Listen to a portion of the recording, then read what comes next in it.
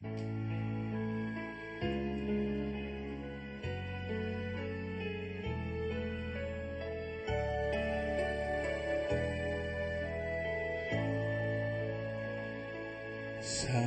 게 너무나 힘들고 지칠 때 난 가끔 십자가를 본다.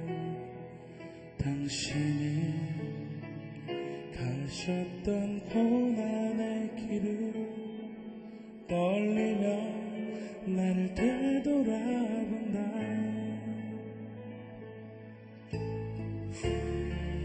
얼마나 힘들었을까, 얼마나 힘들게 삶을 살았을까. 이 조그만 나를 지키기도 이렇게 힘든데 세상을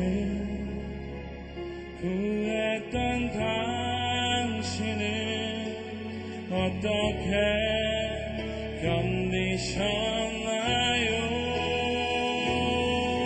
당신의 십자가를 내 어깨에 올려봅니다.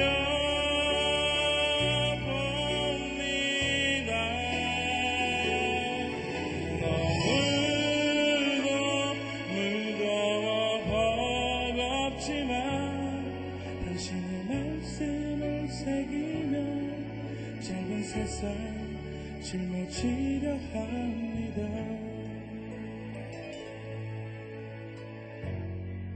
당신을 따르렵니다. 이제는 나를 잊고 당신 앞에 나섭니다.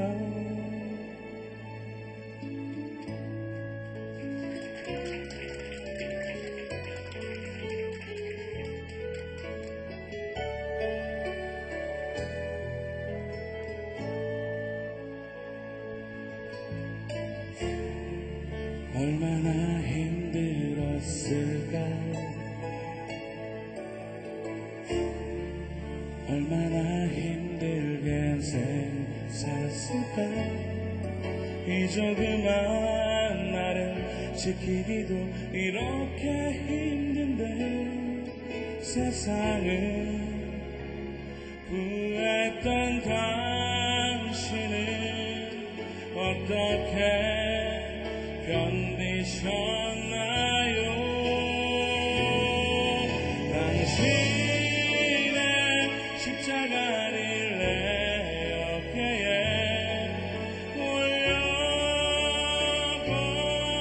올려봅니다. 너무도 무거워 버겁지만 당신의 말씀을 새기며 작은 세상 짊어지려 합니다. 당신을 따르렵니다. 이제는 나를 잊고 당신 앞에 나섭니다. 나를 잊고 당신 앞에 나섭니다.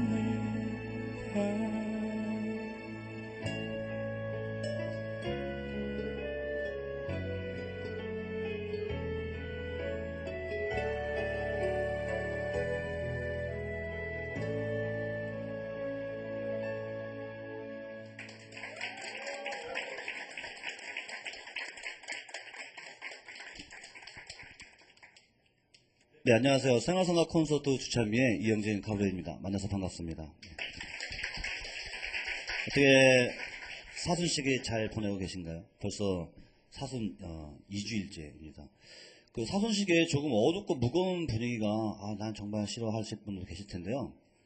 이미 수천 년 전에 예수님은 저희의 마음을 꿰뚫어보고 계셨던 것 같아요. 이번 주 그 복음 말씀을 보면요, 예수님께서 이미 벌써 부활의 희망, 그것을 우리에게 말씀하고 계시는데요. 이 세상을 살고 있는 사람 누구에게나 주어진 게 하나씩 있잖아요. 바로 십자가죠. 하지만 하나님께서는 우리에게 그냥 십자가만 달랑 주신 것이 아니라 십자가와 함께 부활의 희망 또 함께 주셨다는 걸 잊지 않았으면 합니다. 자, 그런 의미에서 저희 생활성악 콘서트에서 오늘 특별히 마련한 시간입니다. 권성일 미카엘 형제와 함께하는 사순절 그에 대해서 이야기도 나누고 또 노래도 듣는 시간을 가질 텐데요. 한번 만나보도록 하겠습니다. 여러분 큰 박수 부탁드립니다. 반갑습니다. 안녕하십니까. 권성일 씨에게 네. 그 사순절은 어떻게 다가오나요? 그런 것 같아요. 그 모든 신앙인들이 다 그런 것처럼 어떻게 보면은 그냥 매년 오니까 오나보다 오늘 제 예술이구나 단식해야 되는구나 고기를 못 먹네 뭐 이런 생각 그렇게 다가올 때도 있고요. 하지만 이제 시작은 그렇게 시작을 했지만 시간이 이렇게 흐르면서 사순절이라는 것은 그 주님의 그 외로움에 내가 함께 가는 것이라는 그런 생각을 했었어요. 네. 조금 전에 저희가 잠깐 설명드렸던 것처럼 권성일 미카엘과 함께하는 사순절 이야기 이제 진행을 하셔야 되는데 네. 잠깐 소개를 해주면 오늘 어떤 식으로 진행하실 건가요? 네. 그 사순절 이야기 뭐 별거 있겠습니까? 우리 신앙인들이 살아가는 이야기 특별히 오늘은 예수님의 이야기의 주제를 좀 맞춰서요. 제가 이제 본당에서 음악 표정들을 하거든요. 그렇죠. 그래서 노래로 떠나는 복음 여행이라는 그런 제목을 가지고 성서 이야기와 예수님 이야기 그리고 거기에 곁들인 노래들을 통해서 사순절을 조금 더 맛깔나게 이렇게 오늘 묵상할 수 있는 그런 시간을 갖도록 하겠습니다. 자, 그러면 저는 이제 마이크를 권성일 씨한테 넘기고 권성일 씨와 여러분이 함께하는 사순절 이야기 시작해 보도록 하겠습니다. 여러분 큰 박수로 부탁드립니다.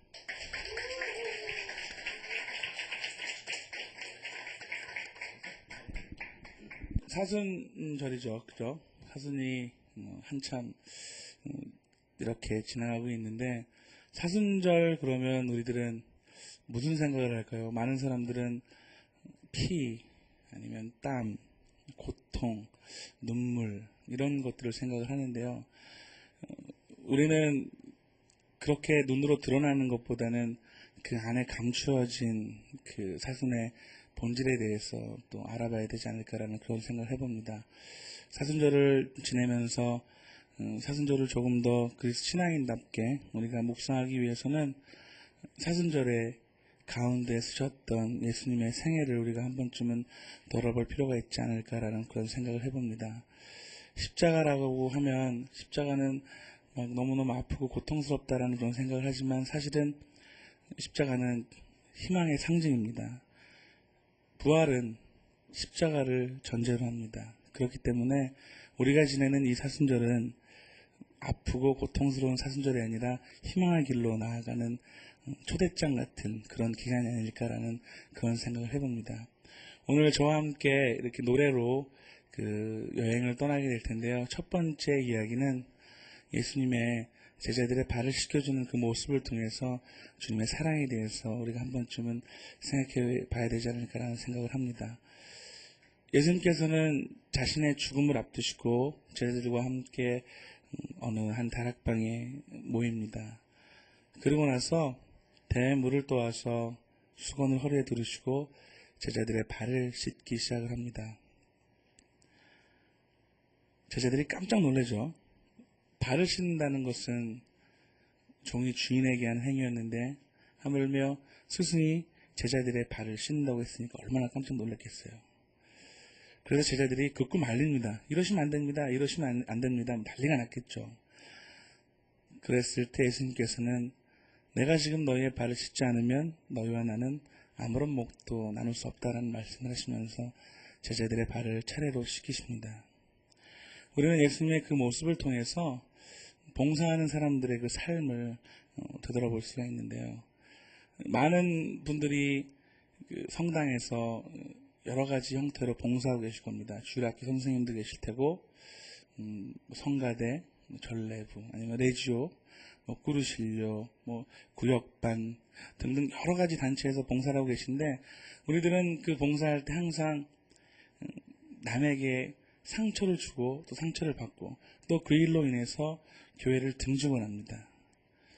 하지만 예수님께서 보여주셨던 그 사랑의 행위를 통해서 우리는 봉사하는 사람의 참된 자세와 의미에 대해서 알 수가 있을 것 같습니다. 우선은 발을 씻기 위해서는 자세를 어떻게 해야 되죠? 무릎을 꿇어야 합니다. 그리고 허리를 숙여야 하고요. 그 다음에 그 사람의 발을 조심스럽게 닦아야 할 겁니다. 예수님이 그러셨던 것처럼 우리들이 남을 위해서 봉사할 때는 무릎을 꿇고 허리를 숙여서 더 낮은 곳으로 그리고 더 낮은 곳으로 그 사람의 아픔을 조심스럽게 어루만져야 하지 않을까라는 생각을 해봅니다. 교회 생활을 하다 보면 많은 부분에서 우리가 상처를 입습니다. 내가 이런 대우를 받으려고 봉사를 하나? 내가 왜 이런 취급을 받으면서 그런 일들을 하지? 라는 생각을 하게 되는데 우리는 그 생각 이면에 있는 조그만 보상 심리를 발견하게 됩니다. 내가 10개를 주었으면 최소한 3개라도 아니면 2개라도 하나라도 받으려고 하는 그 마음들 때문에 우리는 서로에게 상처를 주고 받고 이렇게 하는 것 같습니다. 불교에서 남에게 무언가를 베푸는 것을 보시라고 합니다. 그 보시 중에서 가장 최고의 보시는 부주상 보시라고 하는데요. 그것은 내가 보시한 것을 잊어버리는 것을 얘기를 합니다.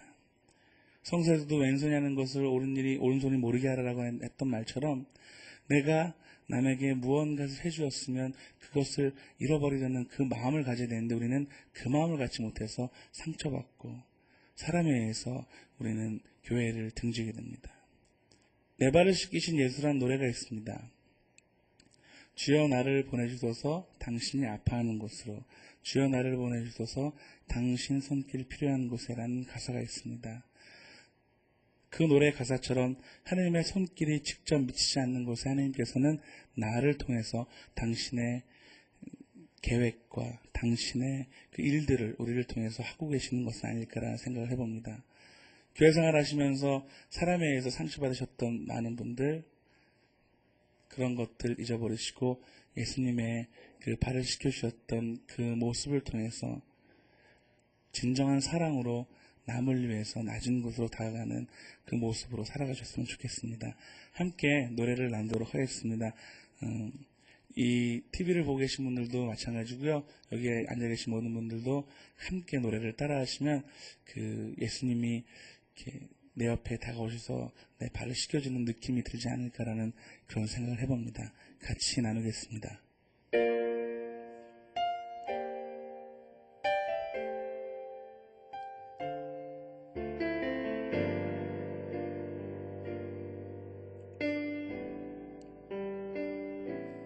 그리스도 나의 구세주 참된 삶을 보여주셨네 가시밭길 걸어갔던 생에 그분은 나를 위해 십자가를 지셨네 주와 그분은 나의 발을 씻으셨다네 내 영원히 잊지 못할 사랑 그 모습 바로 내가 해야 할 소명 주여 나를 보내주소서 당신이 아파하는 곳으로 주여 나를 보내주소서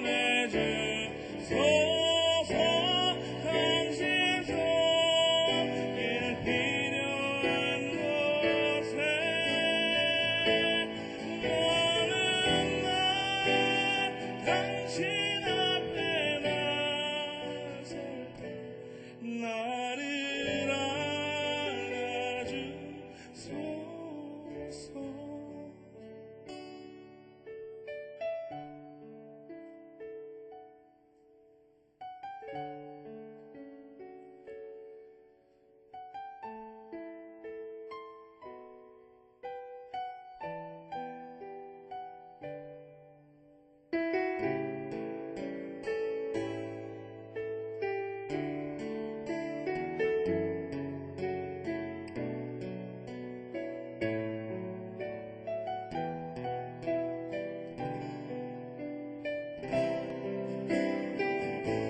조그만 뜬금을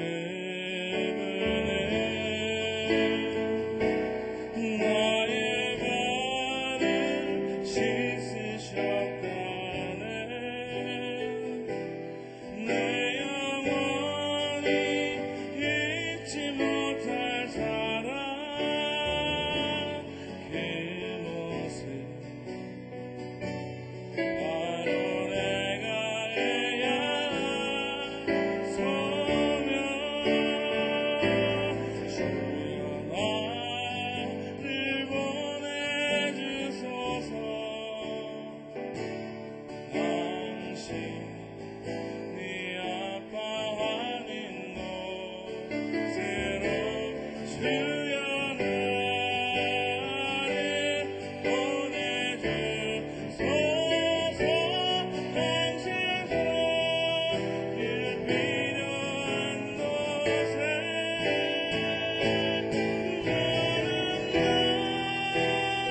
당신 앞에 나설 때 나를 알아주소서.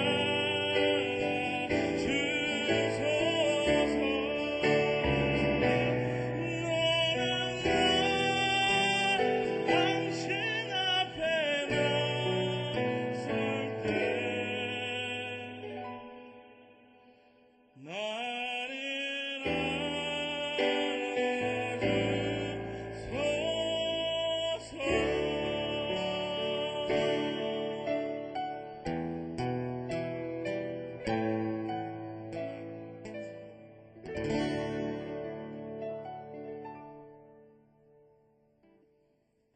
가난하고 약하고 병들고 힘없는 사람들만을 만나셨던 그 예수님께서는 우리들이 이 세상을 살아가면서 더 낮은 곳으로 시선을 돌리라고 말없이 우리에게 행동으로 가르쳐주고 계십니다. 우리는 예수님을 뭐 한다고 얘기하죠? 바로 믿는다고 얘기합니다. 그죠? 예수님을 믿는다고 얘기하고 우리는 그리스도의 신자라고 얘기하고 하나님을 믿는다고 얘기합니다. 그런데 때로는 살면서 우리는 가끔 우리들의 믿음이 흔들리는 그 모습을 볼 때가 있습니다. 조그만 시련이 내게 찾아와서 그것이 해결이 조금만 더디게 돼도 과연 하나님은 계실까라는 그런 의심을 품게 되고 그런 마음들이 나의 신앙을 방해합니다. 예수님께서 5,000명을 먹이신 기적을 행하시고 또 여러 가지 기적을 행하시고 피곤하셔서 기도하시러 홀로 한적한 곳으로 가십니다. 제자들이 그것들을 정리하고 예수님을 찾아서 따라 나섰는데 갈릴리 호수를 건너가게 되었습니다. 그런데 그곳에는 강풍이 너무 심하게 불어서 제자들이 얼찌할 줄을 몰랐습니다. 그때 예수님께서 제자들을 보시고 쟤네들이 왜 저러지? 내가 가서 구해줘야지라는 그런 마음을 가지셨겠죠. 그리고 제자들에게 다가오십니다. 그런 예수님이 제자들에게 이렇게 다가왔을 때 제자들이 뭐라 그랬죠? 뭐라 그랬죠? 유령이다 이렇게 얘기했습니다. 유령이다. 귀신이다. 예수님은 제자들이 안대에 서서 제자들을 구해주려고 가셨을 텐데 왜 제자들은 조금 전까지만 해도 같이 있었던 예수님을 왜 못 알아봤던 것일까요? 나만 살려고 발버둥 쳤기 때문에 아마 안 보였을 겁니다. 물이 차 넘어오고 배가 기우뚱거리고 넘어갈 것 같고 힘드니까 야 누구 저기 베드로 저기 잡아봐, 뭐 안드레아 저거 해봐, 야고보 이것 좀 해봐 이러면서 서로 우왕좌왕하면서 살려고 발버둥 치니까 누가 왔는지 안 왔는지 자기가 살려고 하니까 아무것도 보이지 않았던 겁니다.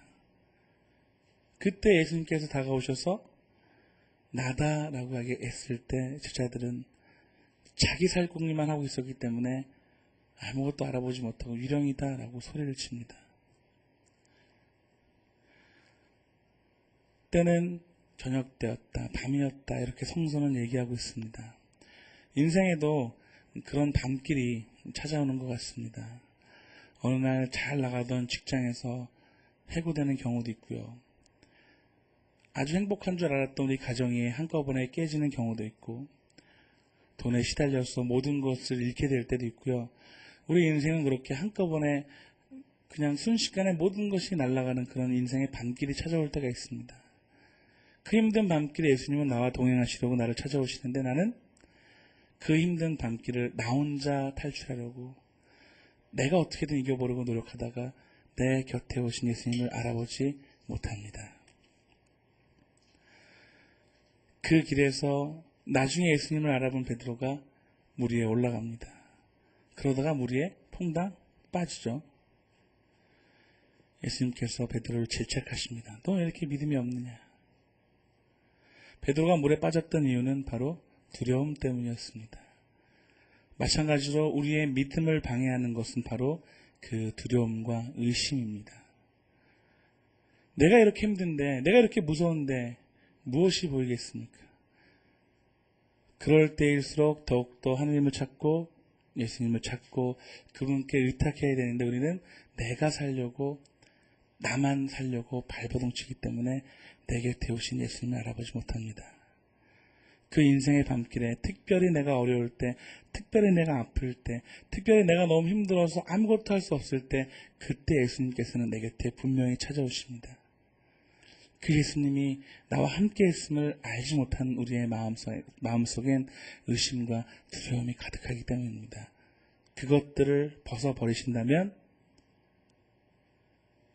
어렵고 힘들 때일수록 예수님을 더욱더 찾으신다면 여러분들은 지금보다 100배, 1000배 더 행복한 삶을 사실 수 있을 것 같습니다. 같이 함께 노래 나누도록 하겠습니다. 왜? 라는 노래입니다.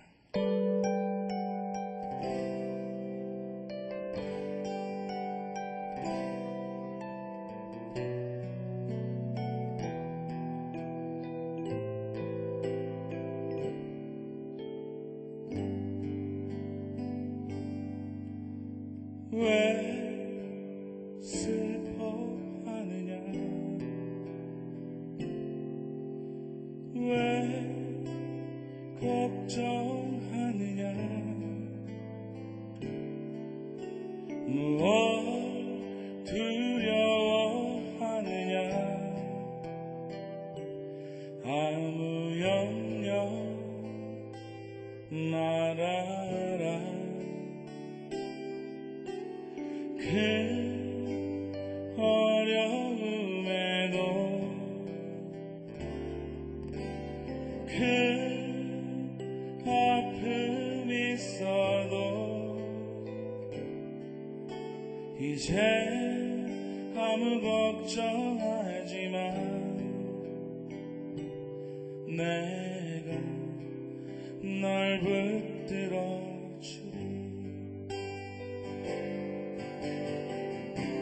내가 너와 항상 함께 하리라.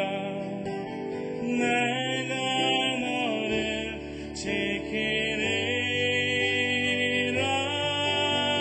실망치 말고 나를 보아라. 나는 너의 하느님이다.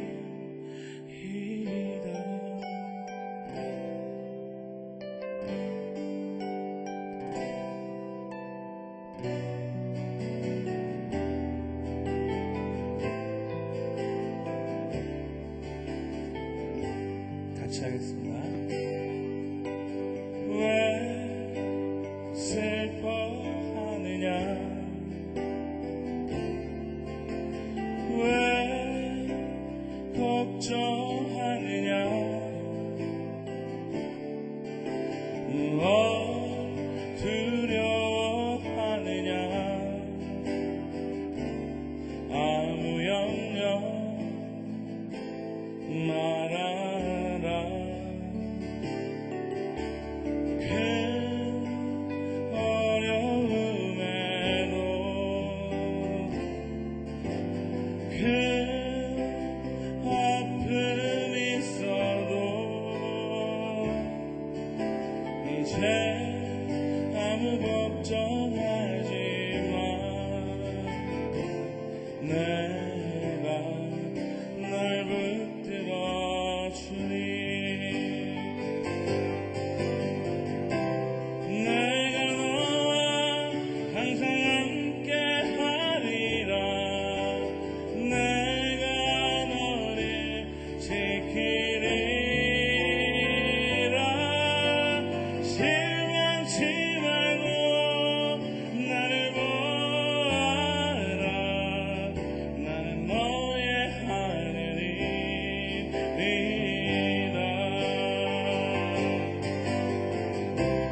내가 너와 항상 함께 하리라 내가 너를 지키리라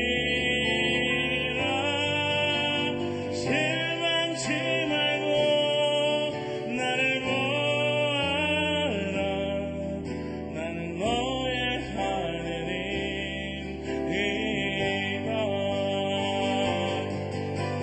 실망치 말고 나를 보아라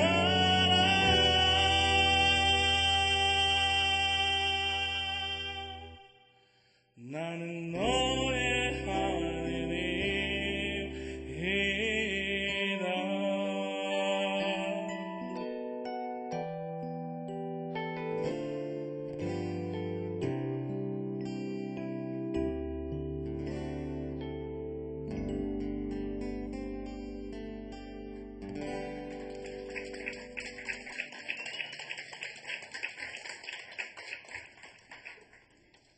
기도를 저는 어렸을 때 뭐라고 배웠냐면요.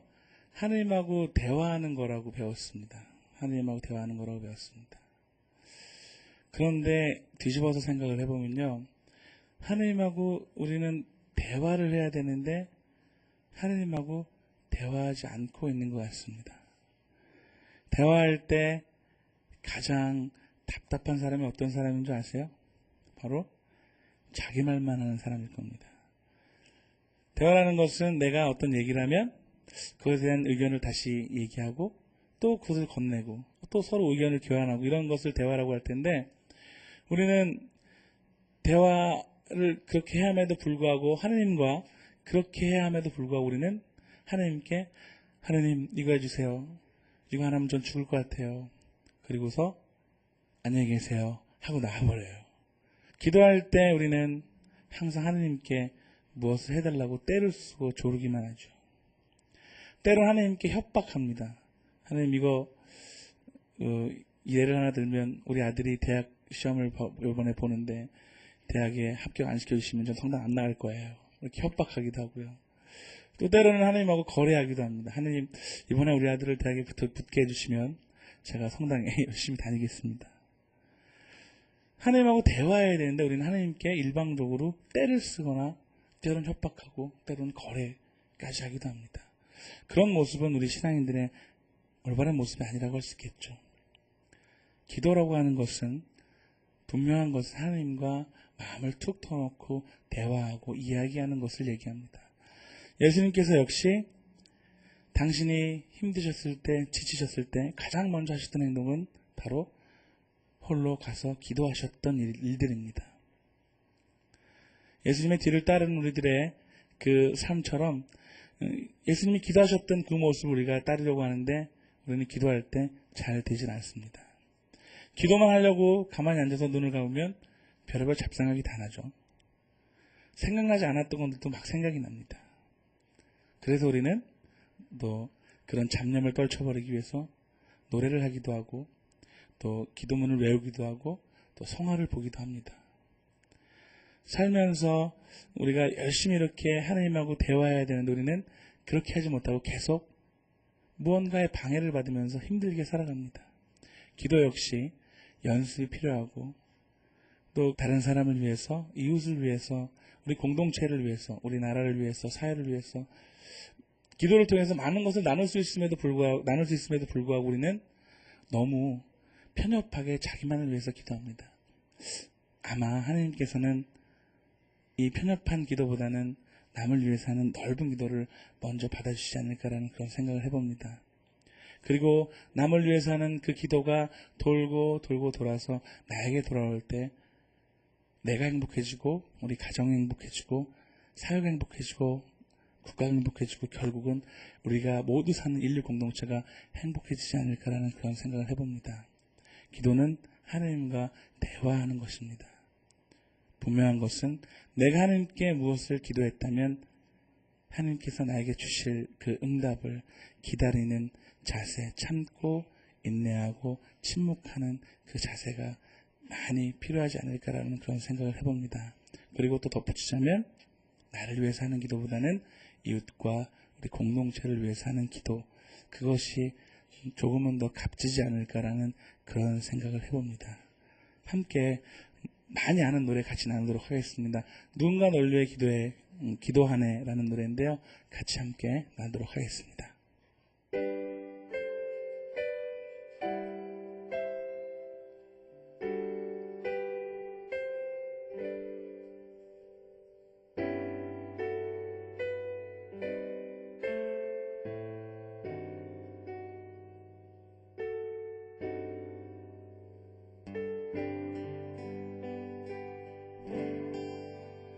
마음이 지쳐서 기도할 수 없고 눈물이 빗물처럼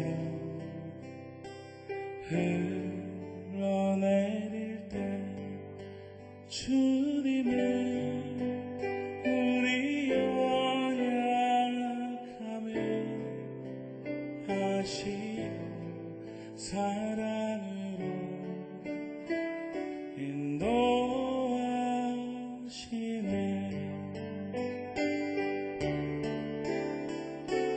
누군가 널 위하여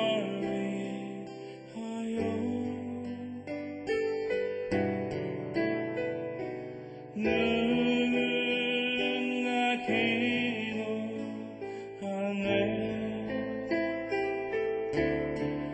내가 홀로 외로워서 마음이 무너질 때 누군가 널 위해 기도하네. 마음이 지쳐서 기도할 수 없고 눈물이 빗물처럼 흘러내릴 때 주님은 우리 연약함을 아시고 사랑으로 인도하시네.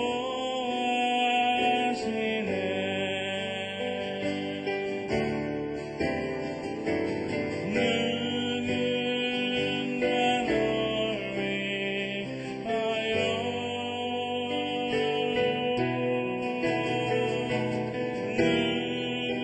누군가 기도하네.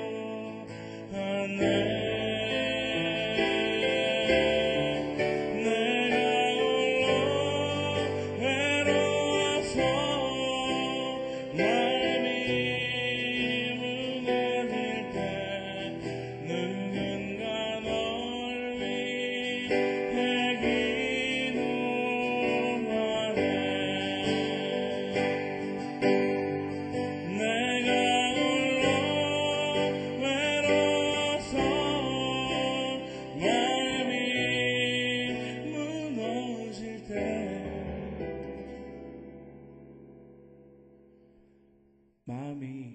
무너져 내린다는 그 말의 뜻을 겪어보신 분들이 계실지 모르겠습니다.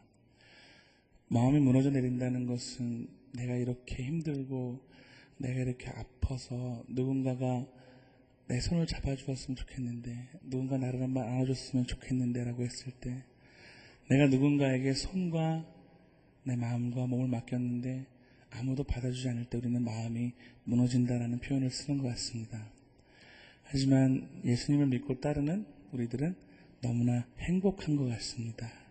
내가 그렇게 힘들고 아플 때, 눈물 흘리고 싶을 때 내가 손을 내밀면, 내가 몸을 맡기면 나를 안아주시고 내 눈물을 닦아주실 예수님이 있으니까 우리는 너무나 행복하지 않을까, 그런 생각을 해봅니다.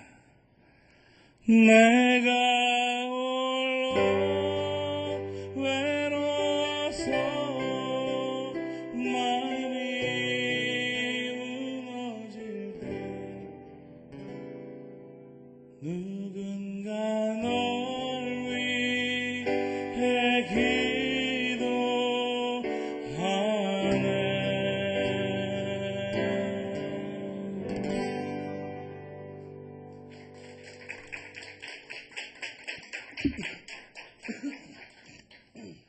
베드로 사도 다 아시죠? 베드로 사도, 예수님이 정말로 아끼고 사랑했던 제자였습니다. 예수님이 너는 나를 누구라고 생각하느냐 했을 때 주저없이 선생님은 그리스도이십니다라고 했던 그 베드로 사도는 우리를 잘 알고 있습니다. 그런데 베드로 사도가 예수님이 돌아가시고 부활하셔서 하늘로 올라가신 이후에 베드로 사도가 들고 다녔던 손수건은 항상 젖어 있었다고 합니다. 왜 그랬을까요? 바로 예수님께서 잡히셔서 고문당하시던 그날 밤 예수님을 모른다고 부인했던 자신의 모습을 생각하면서 한없이 자책하면서 울었다고, 그렇게 그런 전설이 내려오곤 합니다. 그런데 그런 예수님이 살아서 다시 나타나셨다고 합니다. 얼마나 기뻤을까요?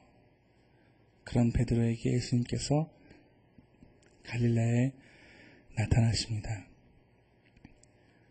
모든 것을 포기하고 고향으로 돌아왔던 베드로가 예전처럼 물고기를 잡고 있을 때 예수님께서는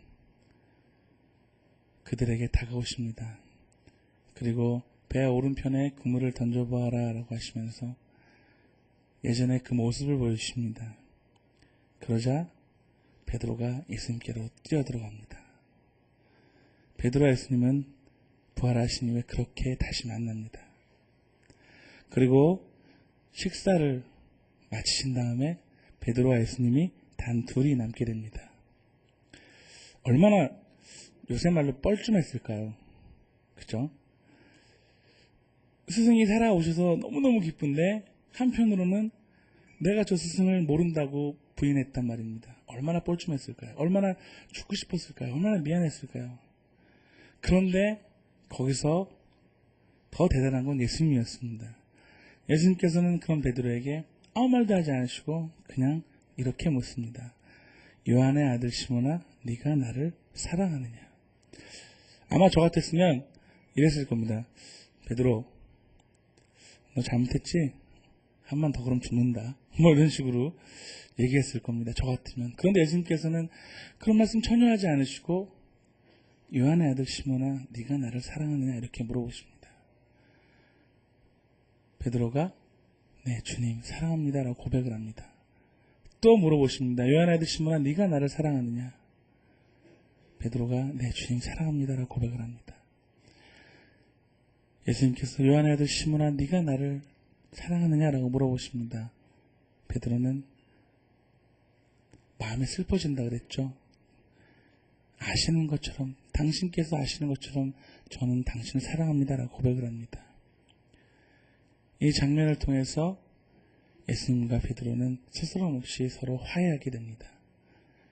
예수님께서는 용서란 단어를 한마디도 쓰지 않으시고 베드로를 아주 자연스럽게 사랑의 품 안에 녹여내십니다. 살면서 우리는 용서 못할 사람들이 분명히 마음 안에 있겠죠. 나를 모욕 줬던 사람, 나를 배신했던 친구들, 나의 가정을 앗아간 사람, 나의 사업체를 망쳤던 사람, 나의 부모의 사랑을 빼앗아간 사람, 살다 보면 정말로 용서 못할 사람들이 우리 마음속에 있습니다. 어떤 책의 용서는 지극히 개인적인 결정이다라는 얘기가 나옵니다. 정말로 용서는 남이 야, 용서해. 그래서 용서할게 라고 해서 되는 게 용서가 아닌 것 같습니다.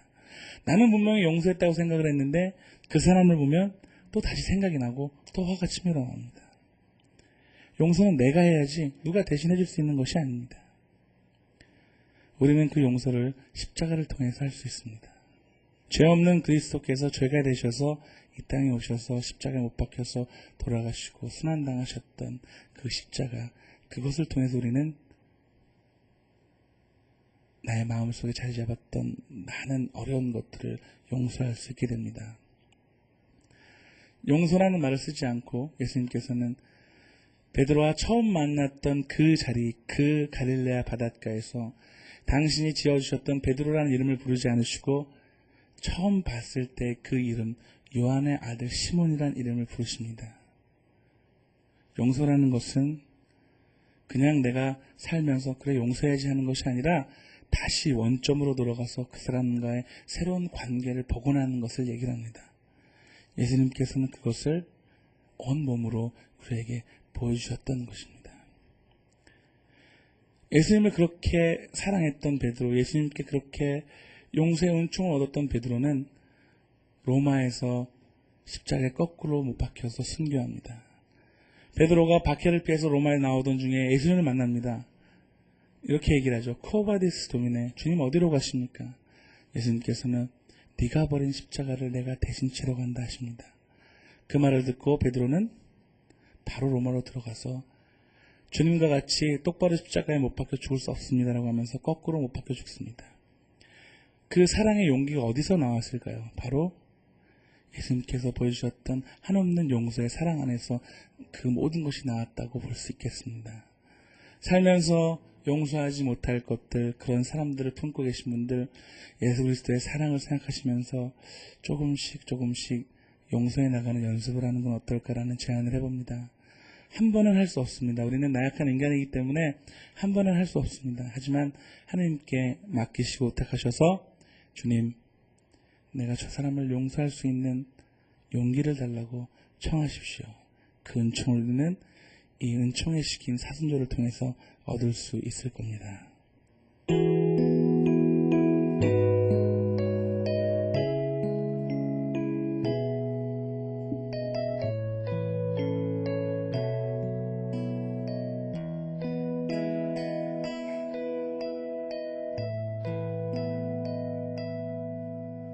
너 나를 사랑하느냐, 너 나를 사랑하느냐,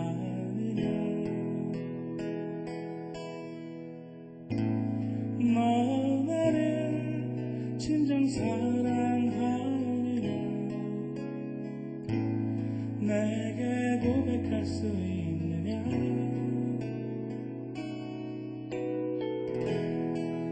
날 따르는 길 정말 힘든 가시밭길이다.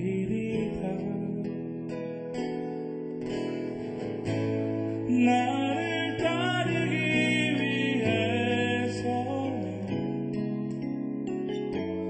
모든 것을 버리고 세상을 위하여, 하느님을 위하여 진리와 정의를 실천하는 것이다. 내가 갔던 고난의 길에 아버지의 영광을 위한 산 사랑의 길이었다.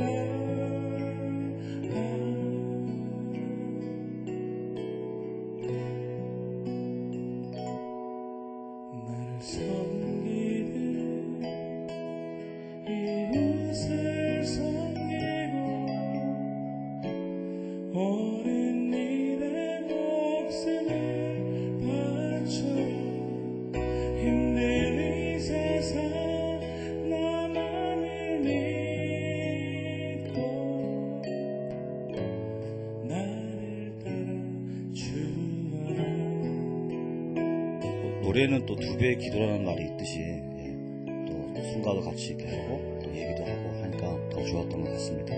장하성의 콘서트 주참회 오늘 여기서 마칠까 합니다. 저는 다음 이 시간에 다시 찾아뵙도록 하겠습니다. 여러분 사랑합니다. 나를 따내는